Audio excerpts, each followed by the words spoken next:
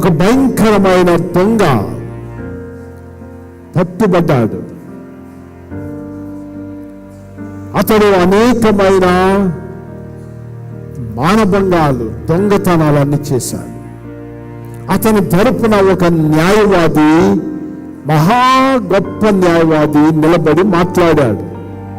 అతను చేసిన నేరాలన్నిటినీ నేరము కాదు అని రుజువుపరిచాడు. ఇప్పుడు ఈ గజ దొంగ నిర్దోషిగా బయటకు వచ్చాడు. న్యాయవాదికి వందనాలు చెప్పాడు. మరికొన్ని సంవత్సరాలకి మరలా పట్టుబడ్డాడు. పోలీసులు పట్టుకున్నారు, జైలుకి తెచ్చారు. జైలు నుంచి కోర్టులో నిలబెట్టారు. న్యాయస్థానం యొక్క భూమిలో చాలా భయముతో నించున్నాడు. జడ్జి కేసు చూశాడు, చాలా ఆశ్చర్యపోయాడు. ఆ జడ్జి ఎవరో కాదు, ఒకప్పుడు తన తరపున న్యాయవాదిగా వాదించిన లాయరే ఇప్పుడు జడ్జిగా అయ్యాడు. ఈ గజ దొంగ చాలా ధైర్యం తెచ్చుకున్నాడు. నాకు ఇంత భయం ఏంటి, నా తరపున వాదించిన న్యాయవాదే ఇక్కడ న్యాయమూర్తిగా కూర్చున్నాడు, నాకు ఏ శిక్ష పడదని. విచిత్రం ఏంటంటే, న్యాయమూర్తి స్థానంలో ఉన్న లాయర్ అతనికి 2 జీవితాల జీవిత ఖైదీగా శిక్ష వేశాడు.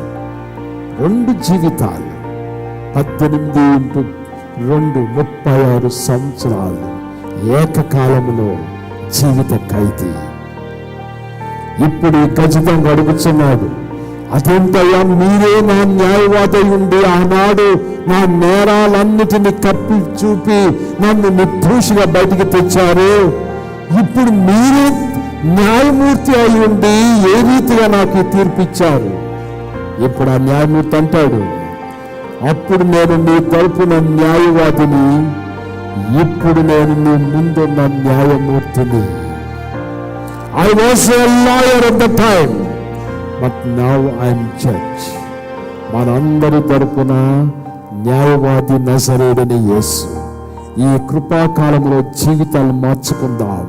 ఒక దినము వస్తాది, ఆయన న్యాయమూర్తిగా కూర్చుంటాడు, రాజుల రాజుగా, ప్రభు ప్రభుగా.